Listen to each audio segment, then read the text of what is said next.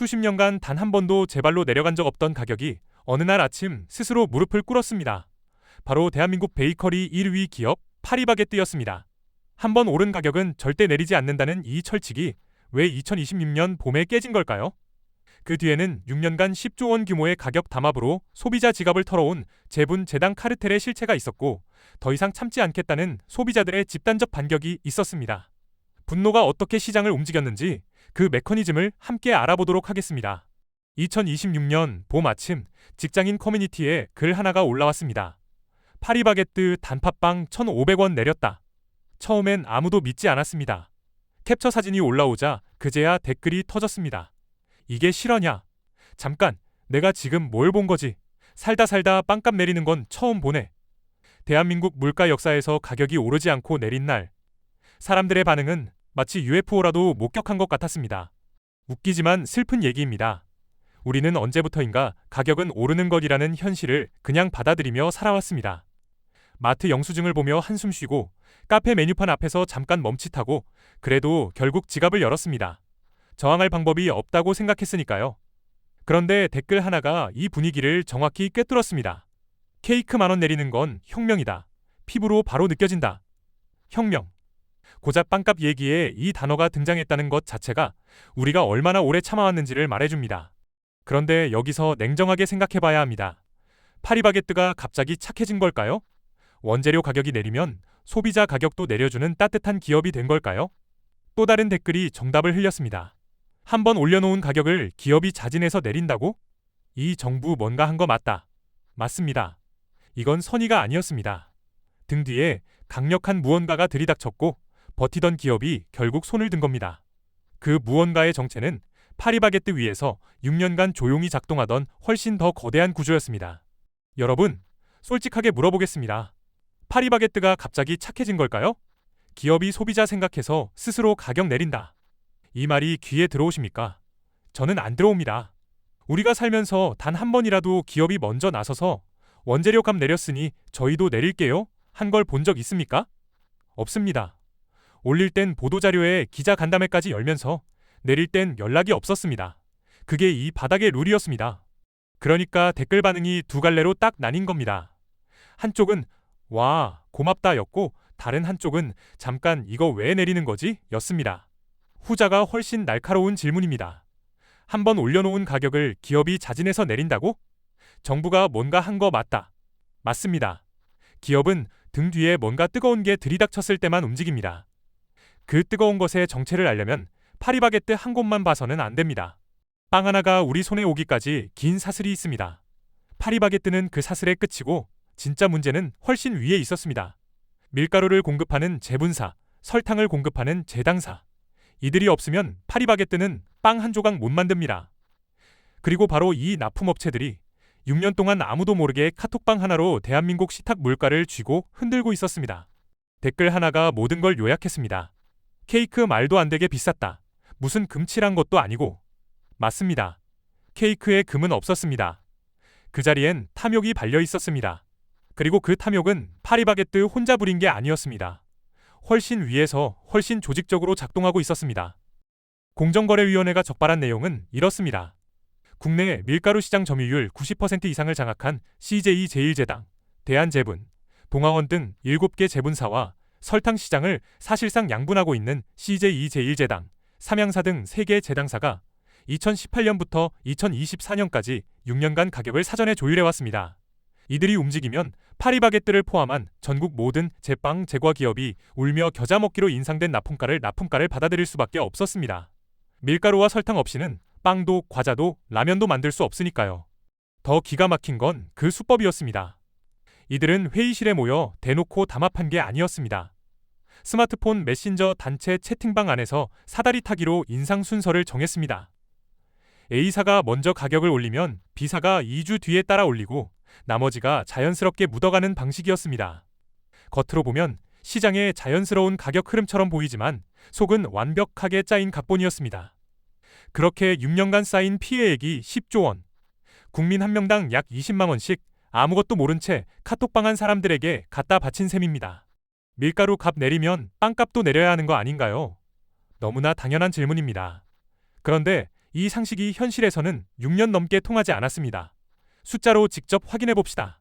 2022년 러시아가 우크라이나를 침공하자 국제 밀 가격은 단숨에 40% 넘게 치솟았습니다. 식품 기업들은 전광석화처럼 움직였습니다. 보도자료를 뿌리고 원가 부담을 호소하며 한 달도 안 돼 가격을 올렸습니다. 그때만큼은 기업들의 반응 속도가 놀라울 정도로 빨랐습니다. 문제는 그 다음이었습니다. 국제 밀 가격은 2023년 하반기부터 가파르게 꺾이기 시작했고 2024년에는 전쟁 직전 수준까지 되돌아왔습니다. 그렇다면 빵값도 내려갔을까요? 여러분이 이미 아는 답입니다. 아무것도 바뀌지 않았습니다. 올릴 땐 로켓처럼 빠르더니 내릴 땐 감감무소식이었습니다. 경제학에선 이걸 하방 경직성이라고 부릅니다. 한번 오른 가격은 좀처럼 내려오지 않는 현상입니다. 기업들은 이 현상을 방패 삼아 원가 하락분을 소비자에게 돌려주는 대신 고스란히 이익으로 삼켜버렸습니다. 결론은 이겁니다. 우리는 전쟁이 끝난 뒤에도 전쟁 가격을 계속 지불하고 있었습니다. 그것도 카톡방에서 짜인 각본에 따라 담합된 가격으로. 단순히 기업이 눈치 없는 게 아니었습니다. 원가가 내려도 가격을 유지하면서 차익을 챙기는 이 구조. 경제학자들은 이것을 그리드플레이션, 즉 탐욕이 만든 인플레이션이라고 부릅니다. 우리가 낸 비싼 빵값은 글로벌 위기의 불가피한 결과가 아니라 누군가의 카톡방 안에서 치밀하게 설계된 청구서였던 겁니다. 자, 여기서 잠깐 생각해 봅시다. 수조 원을 해먹었습니다. 수년 동안 카톡방 하나로 수천만 소비자를 상대로. 그렇다면 이 기업들은 어떤 처벌을 받아왔을까요? 사실 과거 담합 사건들을 돌아보면 답이 나옵니다. 걸려도 과징금 몇 억 내고 끝이었습니다. 기업 입장에서 담합으로 챙기는 이익에 비하면 그야말로 통행세 수준이었습니다. 제당 3사는 2007년에 똑같은 설탕 담합으로 이미 한 차례 제재를 받았습니다. 그런데도 2021년에 다시 짰습니다. 처벌이 무섭지 않았던 거죠. 그런데 2026년 분위기가 완전히 달라졌습니다. 공정거래위원회가 설탕 담합을 저지른 CJ, EJ 1제당, 삼양사, 대한제당, 제당 3사에 내린 과징금이 총 4,083억 원이었습니다. 담합 사건 역대 두 번째 규모였고 기업별 평균 부과액 기준으로는 사상 최대치였습니다. 여기서 끝이 아니었습니다. 칼끝은 곧바로 밀가루로 향했습니다. 제분 7개사의 담합 관련 매출액이 약 5조 8천 원으로 산정되면서 1호상 최대 1조 1,600억 원의 과징금이 예고됐습니다. 이쯤 되면 과징금 내고 말지 라는 태도가 더 이상 통하지 않습니다. 더 무서운 건 과징금만이 아니었습니다. 20년간 봉인돼 있던 가격 재결정 명령이라는 카드가 다시 꺼내졌습니다. 담합으로 인위적으로 올라간 가격을 아예 강제로 되돌리는 이 제도가 마지막으로 발동된 건 2006년이었습니다. 그 이후 한 번도 쓰인 적 없던 제도가 이번에 현실로 돌아온 겁니다. 솜방망이를 믿고 버텨온 기업들에게 이번엔 진철퇴가 날아들고 있었습니다. 철퇴는 두 방향에서 동시에 날아왔습니다. 첫 번째는 정부였습니다. 설탕 담합에 4천억 과징금을 때린 지 불과 8일 만에 공정위의 칼끝이 밀가루로 향했습니다. 연속 타격이었습니다. 업계에서는 식품 기초 원재료 전반에 대한 연쇄 제재라는 말이 돌기 시작했습니다. 여기에 대통령까지 직접 가격 재결정 명령 제도를 잘 활용하라며 힘을 실어줬습니다. 댓글이 이 흐름을 딱 한 단어로 표현했습니다. 금융치료. 따뜻한 설득이 아니라 아프게 맞아야 정신 차린다는 뜻이었습니다. 두 번째 타격은 더 무서운 곳에서 왔습니다. 바로 소비자들이었습니다. 파리바게뜨 앞을 지나치던 사람들이 조용히 발길을 돌리기 시작했습니다. 어디로 갔냐고요? 편의점입니다. CU와 GS25가 내놓은 고퀄리티 베이커리 제품들, 연새우유 크림빵을 필두로 한 편의점 빵들이 SNS를 타고 빠르게 입소문을 탔습니다. 가격은 파리바게뜨의 절반, 맛은 크게 뒤지지 않았습니다. 소비자들이 굳이 비싼 빵집을 고집할 이유가 사라진 겁니다. 파리바게뜨 입장에서 이게 진짜 공포였습니다. 정부 명령은 법적으로 다퉈볼 수라도 있습니다. 하지만 소비자 이탈은 막을 방법이 없습니다. 매출 그래프가 흔들리기 시작하자 파리바게뜨는 결국 1,000원대 가성비 빵을 전면에 내세우며 백기를 들었습니다. 4천억 과징금이라는 정부의 철퇴와 편의점으로 돌아선 소비자의 발걸음이 동시에 작동한 순간 절대 안 내리던 가격이 마침내 꺾인 겁니다. 파리바게뜨가 무너뜨린 건 단순히 빵값이 아닙니다. 한번 오른 가격은 절대 안 내린다는 그 공식, 그 심리적 장벽이 깨진 겁니다. 그리고 이 균열은 도미노가 됩니다. 댓글창에서 이미 다음 타깃이 지목되기 시작했습니다. 빵값 내렸으니 이제 라면값도 내려라. 과자는 언제 내리냐? 치킨은요? 소비자들은 이제 참지 않겠다는 걸 학습했습니다. 그리고 그 학습은 기업들에게도 전달되고 있습니다. 실제로 파장은 이미 시작됐습니다. 설탕 담합 제재 8일 만에 밀가루 담합 심의가 개시된 흐름을 보면 공정위의 다음 타깃이 어디일지는 어렵지 않게 예상됩니다.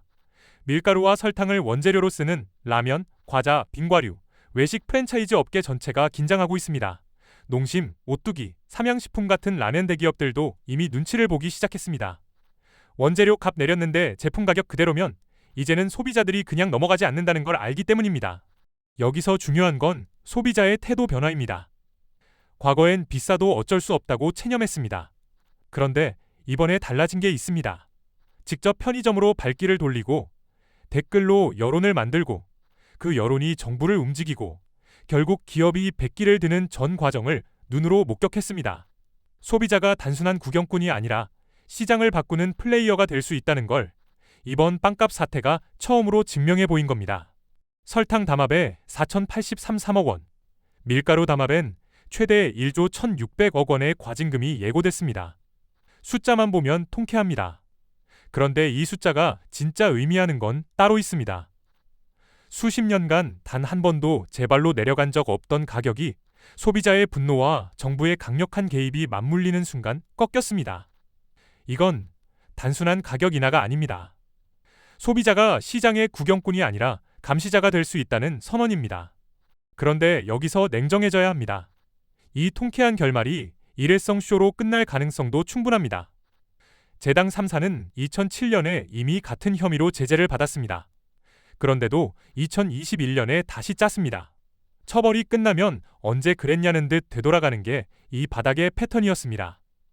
과징금 수천억이 역대급이라지만 6년간 챙긴 이익과 비교하면 여전히 남는 장사일 수 있습니다. 그래서 구조 자체가 바뀌어야 합니다. 미국의 셔먼법처럼 담합 적발 시 피해액의 몇 배를 물리는 징벌적 손해배상 제도, 즉 기업이 그래도 남는다가 아니라 이건 진짜 망한다고 느끼게 만드는 법적 장치가 한국에도 반드시 필요합니다. 핵심 교훈은 하나입니다. 시장은 저절로 공정해지지 않습니다. 감시하는 소비자가 있을 때만 가격은 제자리를 찾습니다. 한국의 담합 처벌 수위가 이번에 한 단계 올라선 건 분명하지만 이 기세가 흐지부지되는 순간 기업들은 다시 예전으로 돌아갈 겁니다. 이번 빵값 인하가 진짜 변화의 시작인지 아니면 잠시 고객인 척하는 연기인지는 우리가 얼마나 오래 눈을 부릅뜨고 지켜보느냐에 달려 있습니다. 여러분, 빵값 다음으로 금융치료가 가장 시급한 품목은 무엇이라고 생각하십니까? 오늘 영상이 유익하고 재밌으셨다면 구독과 좋아요 부탁드리겠습니다. 영상 제작에 큰 힘이 됩니다. 다음 영상에서 뵙겠습니다.